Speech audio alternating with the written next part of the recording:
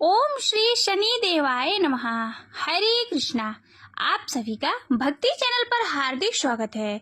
आज आप सभी सुनेंगे शनिवार व्रत की कथा। शनिवार व्रत शनि के प्रकोप से बचाता है, जीवन की कई परेशानियों का अंत करता है। शनि देवता को प्रसन्न करने के लिए सबसे बड़ा उपाय यह है शनिवार का व्रत। कहते हैं जो कोई सच्चे मन से शनिवार का व्रत का पालन करता है उसे शनि दोष से मुक्ति मिल जाती है।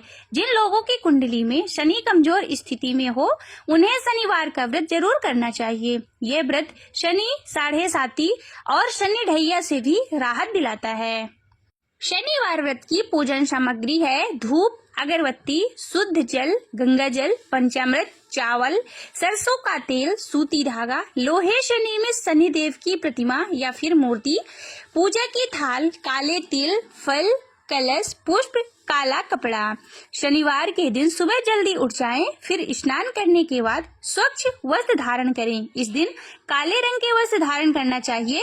फिर लोहे से बनी शनिदेव की प्रतिमा को पंचामृत से स्नान कराएं। इसके बाद शुद्ध जल से स्नान कराएं। फिर शनिदेव को लोहे की बनी मूर्ति में चावलों से बनाए 24 दल के कमल पर स्थापित करना है। इसके बाद शनिदेव के समक्ष धूप और अगरबत्ती जलाएं, सरसों के तेल का दीपक जलाएं। फिर शनिदेव की प्रतिमा पर काले तिल और तेल चढ़ाएं, साथ ही काले वस्त्र अर्पित करें। शनिवार व्रत की कथा को पढ़ना अथवा सुनना चाहिए। इसके बाद शनिदेव की आरती करें। शनिदेव को सरसों के तेल से बनी हुई पूरी का भोग लगाएं। काले उड़द की दाल की खिचड़ी का भी भोग लगाएं। शनिदेव के मंत्रों का जप करें और शनि चालीसा का पाठ करें। फिर पूजा के समय हुई गलतियों से क्षमा मांगें। इसके बाद पीपल के पेड़ की जड़ में जल चढ़ाएं, साथ ही पीपल के पेड़ के नीचे सरसों के तेल का दीपक जलाकर रखें। इस व्रत में पूरे दिन अन्न ग्रहण नहीं किया जाता। फिर शाम के समय उड़द की दाल की खिचड़ी बनाकर व्रत खोला जाता है। शनिदेव की पूजा के समय इन 10 नामों का जप जरूर करें। कहते हैं कि इससे शनिदेव की विशेष कृपा प्राप्त होती है। शनिदेव के 10 नाम इस प्रकार से हैं: कोड़स्थ, कृष्ण, पिंपला, सौरी, यम, पिंगलो, रुद्रोतको, बभ्रु, मंद, शनिश्चर। पूजा के बाद पीपल के वृक्ष के तने पर सूत के धागे से 7 परिक्रमा करें। अब आप सभी प्रेम पूर्वक सुनिए शनिवार व्रत की कथा। शनिवार व्रत कथा के अनुसार एक समय की बात है जब सभी ग्रहों में सर्वश्रेष्ठ होने को लेकर जंग छिड़ गई। तब सभी ग्रह इंद्रदेव के पास गए, लेकिन इंद्रदेव भी इस बात का निर्णय नहीं कर पाए। फिर सभी ग्रहों में से सर्वश्रेष्ठ कौन है? तब उन्होंने ग्रहों को पृथ्वी पर राजा विक्रमादित्य के पास भेज दिया, जो कि एक न्यायप्रिय राजा थे। राजा विक्रमादित्य ने काफी सोच विचार के बाद 9 धातुओं स्वर्ण, रजत, कांस्य, पीतल, शीशा, रांगा, जस्ता, अभ्रक और लोह के सिंहासन बनवाए। उनको एक क्रम से रख दिया। इसके बाद उन्होंने सभी ग्रहों को इन आसन पर बैठने को कहा। इसके बाद उन्होंने ये भी कहा कि जो सबसे बाद में बैठेगा वही सबसे छोटा ग्रह होगा। राजा की बात मानकर सभी ग्रह सिंहासन पर बैठ गए। अंत में सिर्फ लोहे का सिंहासन बचा था, जिस वजह से शनिदेव को सबसे अंत के आसन में बैठना पड़ा, जिस पर वह नाराज हो गए। क्रोधित हो शनिदेव ने राजा विक्रमादित्य से कहा कि तुमने मेरा ऐसा अपमान किया है। तुम जानते नहीं हो कि जब शनि की दशा आती है तो बड़े से बड़े व्यक्ति का विनाश हो जाता है। जब शनि की साढ़े साती आई तो राम भगवान को वनवास हुआ, तो वही जब रावण पर शनि की महादशा हुई तो उनका सर्वनाश हो गया और उन्होंने कुपित होकर राजा से कहा, तू मुझे नहीं जानता। सूर्य एक ही राशि में 1 महीना, चंद्र 2.25 महीना 2 दिन, मंगल 1.5 महीना, बृहस्पति 13 महीना, वह बुध और शुक्र 1-1 महीने विचरण करते हैं, परंतु मैं 2.5 से 7.5 साल तक रहता हूँ। बड़े बड़ों का मैंने विनाश किया है। अब तुम सावधान रहना। ऐसा कहकर कुपित होते हुए शनिदेव वहां से चले गए। अन्य देवता खुशी खुशी चले गए। कुछ समय बाद राजा की 7:30 आई। जब शनिदेव घोड़े के सौदागर बनकर वहां आए, उनके साथ कई बढ़िया घोड़े थे। राजा ने यह समाचार सुन अपने अश्वपाल को अच्छे घोड़े खरीदने की आज्ञा दी। उसने कई अच्छे घोड़े खरीदे। वह एक सर्वोत्तम घोड़े को राजा को सवारी हेतु दिया। राजा जो ही उस पर बैठा, वह घोड़ा सरपट वन की ओर भागा। भीषण वन में पहुंचकर वह अंतर्ध्यान हो गया और राजा भूखा प्यासा भटकता रहा। तब एक ग्वाले ने उसे पानी पिलाया। राजा ने प्रसन्न होकर उसे अपनी अंगूठी दी। वह अंगूठी देकर राजा नगर में चल दिया और वहां अपना नाम उज्जैन निवासी वीका बताया। वहां एक सेठ की दुकान में उसने जल इत्यादि पिया और कुछ विश्राम भी किया। भाग्यवश उस दिन सेठ की बड़ी बिक्री हुई। सेठ उसे खाना इत्यादि कराने खुश होकर अपने साथ घर ले गया। वहां राजा एक खूंटी पर देखा कि एक हार टंगा है, जिसे खूंटी निगल रही है। थोड़ी देर में पूरा हार गायब था।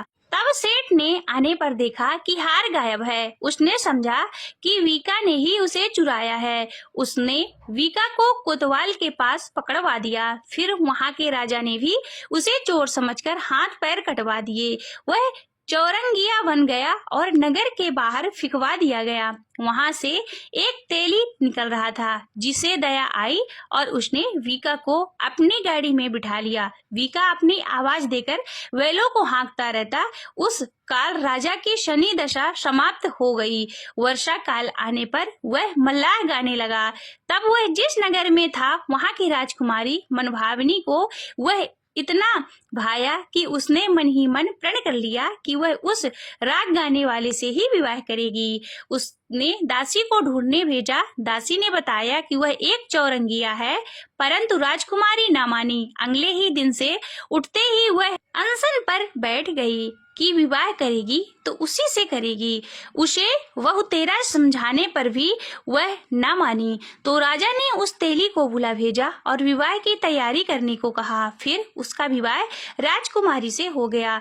तब एक दिन सोते हुए स्वप्न में शनिदेव ने राजा से कहा, राजन, देखा तुझने मुझे छोटा बताकर कितना दुख झेला। तब राजा ने उनसे क्षमा मांगी और प्रार्थना की कि हे शनिदेव, जैसा दुख मुझे दिया है वह किसी और को ना दें। शनिदेव मान गए और कहा, जो मेरी कथा और व्रत कहेगा उसे मेरी दशा से कोई दुख नहीं होगा। जो नित्य मेरा ध्यान करेगा और चींटियों को आटा डालेगा, उसके सारे मनोरथ पूर्ण होंगे। साथ ही राजा को हाथ पैर भी वापस दिए। प्रातः आंख खुलने पर राजकुमारी ने देखा कि वह आश्चर्यचकित रह गई। वीका ने उसे बताया कि वह उज्जैन का राजा विक्रमादित्य है। सभी अत्यंत प्रसन्न हुए। सेठ ने जब सुना तो वह पैरों पर गिरकर क्षमा मांगने लगा। राजा ने कहा कि वह शनिदेव का कोप था, इसमें किसी का कोई दोष नहीं। सेठ ने फिर भी निवेदन किया कि मुझे शांति तभी मिलेगी जब आप मेरे घर चलकर भोजन करेंगे। सेठ ने अपने घर नाना प्रकार के व्यंजनों से राजा का सत्कार किया। साथ ही सबने देखा कि जो खूंटी हार निगल गई थी, वही अब उसे उगल रही है। सेठ ने अनेक मोहरे देकर राजा का धन्यवाद किया और अपनी कन्या श्री कंवरी से पाणी ग्रहण का निवेदन किया। राजा ने संघर्ष स्वीकार कर लिया। कुछ समय पश्चात राजा अपनी दोनों रानियां मनभावनी और श्री कंवरी को सभी उपहार सहित लेकर उज्जैन नगरी को चले। वहां पूर्ववासियों ने सीमा पर ही उनका स्वागत किया। सारे नगर में दीपमाला हुई और सबने खुशियां मनाई। राजा ने घोषणा की कि मैंने शनिदेव को सबसे छोटा बताया था, जबकि असल में यही सर्वोपरि हैं। तब से सारे राज्य में शनिदेव की पूजा और कथा नियमित होने लगी। सारी प्रजा ने बहुत समय खुशी और आनंद के साथ बिताया। जो कोई शनिदेव की इस कथा को सुनता या फिर पढ़ता है, उसके सारे दुख दूर हो जाते हैं। व्रत के दिन इस कथा को अवश्य सुनना चाहिए। अब सुने शनिदेव की दूसरी कथा। एक समय की बात है, भगवान सूर्य के पुत्र शनि बचपन में ही बहुत सुंदर थे और तेजस्वी भी थे। इनकी सुंदरता को देखते हुए गंधर्व ने अपने पुत्री कंकाली के साथ शनिदेव का विवाह करा दिया। लेकिन अत्यंत सुंदर होने के कारण इंद्र की सभा के अप्सरा अक्सर इन्हें देखने जाया करती थी। इन अप्सराओं को देखकर कई बार शनिदेव उन पर मोहित हो गए। यह बात गंधर्व पुत्री कंकाली को अच्छी नहीं लगती थी।